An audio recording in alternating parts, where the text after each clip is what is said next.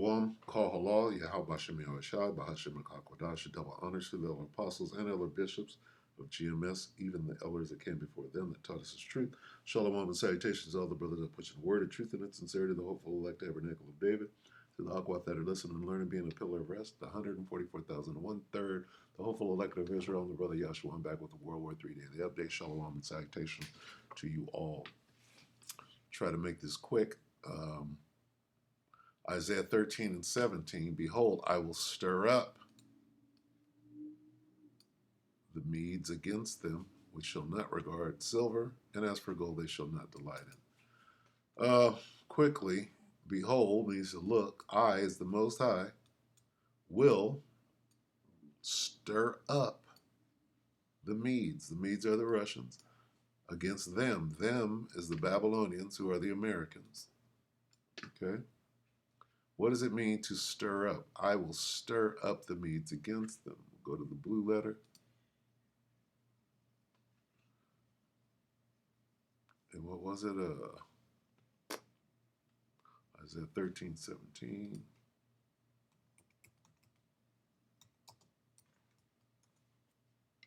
And we'll go here. We'll get this stir up, this phrase. 13, 17, right? I will stir up. Okay, we do this all the time. Okay, it means to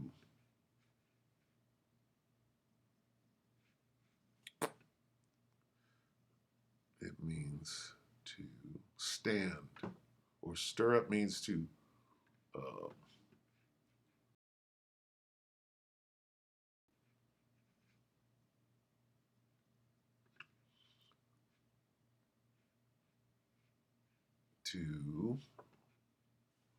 put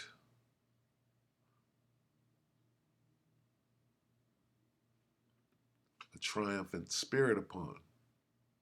Okay, so where do we get that? The spirit of triumph, stir up. Where are we at? See that? What does it mean? It means to be triumphant. I will stir up, meaning I will put the spirit of triumph, make you fearless, right?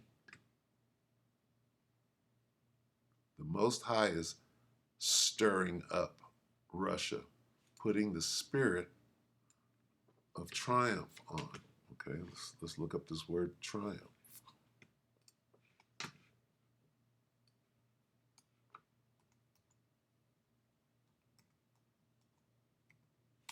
And it don't mean Spitfire. Triumph, TR7. Or triumphant. Achieve a victory, be successful, right? A great victory or achievement. Triumphant, like an elephant. Triumphant. Having won a battle or contest, victorious. Okay, go back to blue letter. Be triumphant. Go to triumph. Having won a battle or contest, victorious. Feeling or expressing jubilation after having won a victory or mastered a difficulty. Now we go back to, where were we? Slovakia. We're here. Isaiah. Okay. Now we read it again. Behold, I will stir up, put the spirit of triumph, right? Victory. I will put the spirit of victory on the Russians, right? Against them, who are the Americans, the Babylonians, right? And we're witnessing that right now. So we're going to go here to Scott Ritter. Major Russian what? Victorious.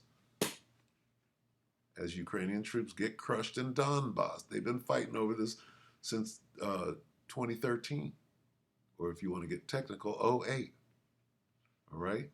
So just this, major Russian Victory, to be victorious, right? Where'd it go? Triumph. Victorious. Having won a battle or contest, victorious. Having won a victory. Go back. Let's lock it up. Okay. I'm going to put the spirit of victory on Russia. Go back here. Let's check it out, Scott.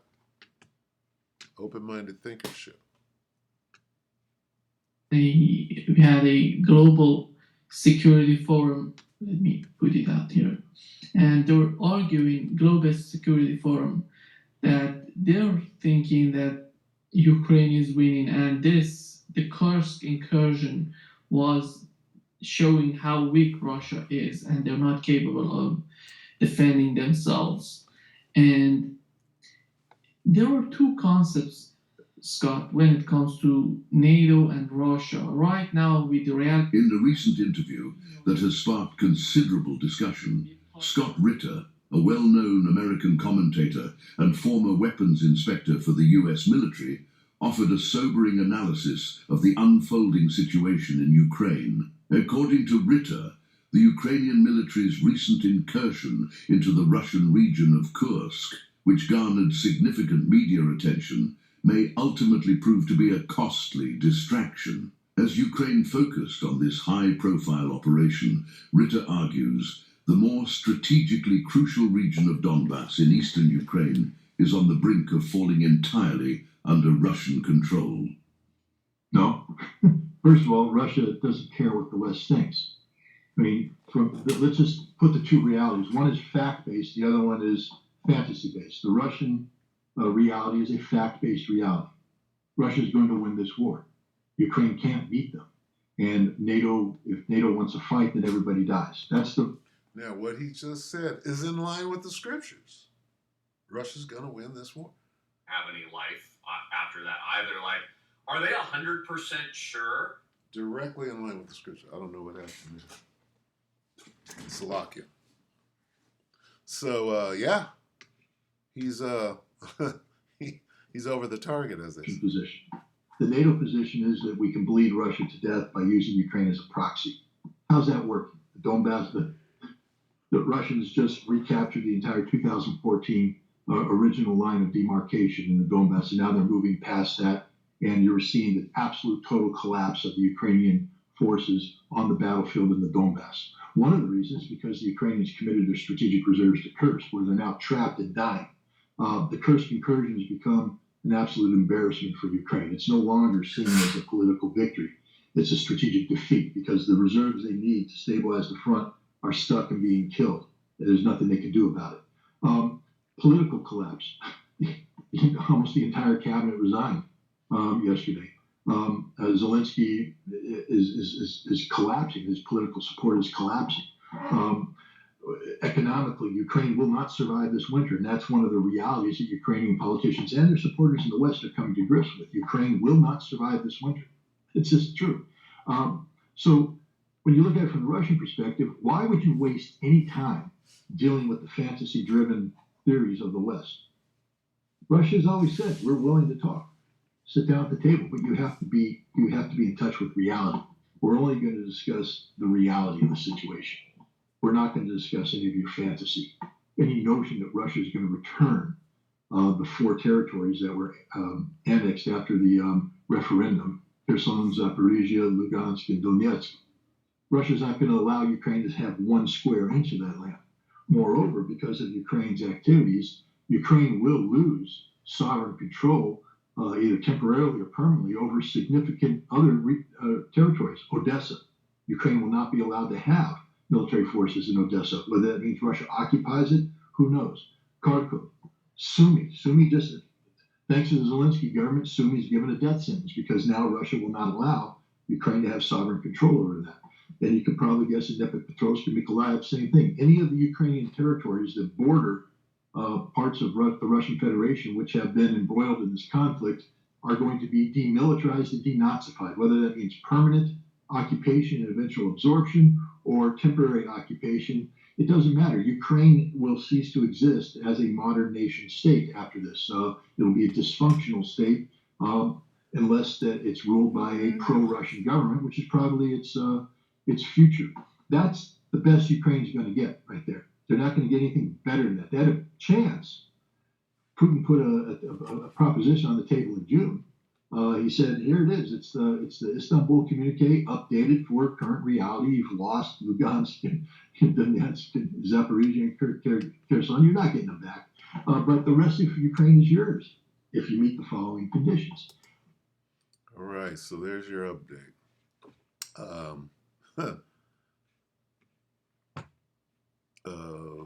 The Donbass belongs to Russia, as it has for, what, a year or two now? So, yeah, Russian victory, right? Why the Most High didn't stir them up?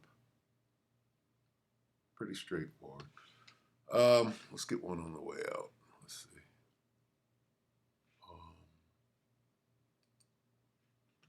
Let's get stir up. Hardened. A different way that the Most High will stir you up. Stir up means to be victorious. Hardened means to, right? Harden your heart means to control your mind and make you obstinate, right? Let's see, harden.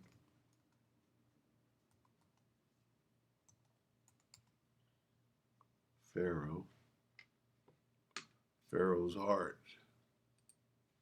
Hardened Pharaoh's heart. So we'll take that. Let me see. And it's the same. Okay. But the Lord made the king so stubborn. See? Hardened his heart. He made him stubborn. Right? Stir up. Made him victorious. Made him believe that you're impervious, if you will. Made the king stubborn. Okay?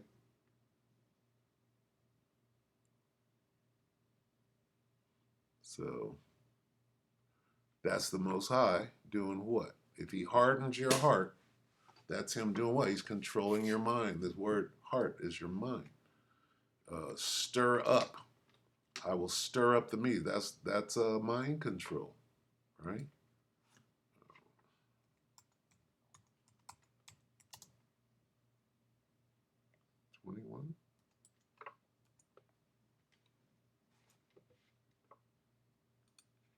Proverbs 21:1. The king's heart, there is that word, is mind. The king's mind is in the hand of the Lord as the rivers of water. He turneth it whithersoever he will. The king's heart. So here you got the Most High, and here you have Vlad Putin. And here's Vlad's mind, right? And here's the Most High programming it, as in mind control. Okay. Good news. Translation: the Lord controls the mind of a king as easily as he directs the course of a stream. So we got mind control, or MK,